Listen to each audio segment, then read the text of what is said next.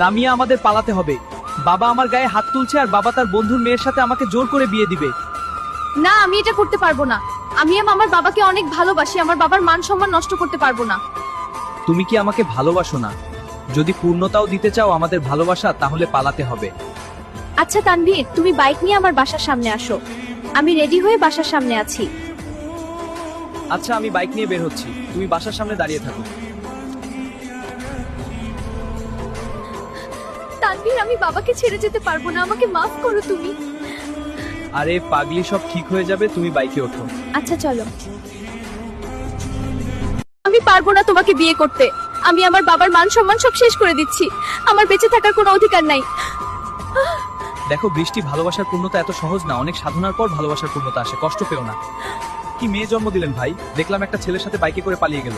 আজকালকার মেয়েরা বাবা মার সম্মানের কথা চিন্তা করে না। হ্যাঁ ঠিক বলেছে। 19 বছর তিলে তিলে তোকে মানুষ করলাম মা, আজ তুই আমার বুকে ছুরি মেরে একটা ছেলের সাথে পালিয়ে গেলি। চলো ভিতরে যাই। আচ্ছা চলো। কাজী সাহেব, আমরা বিয়ে করতে চাই। আচ্ছা, চেয়ারে বসেন।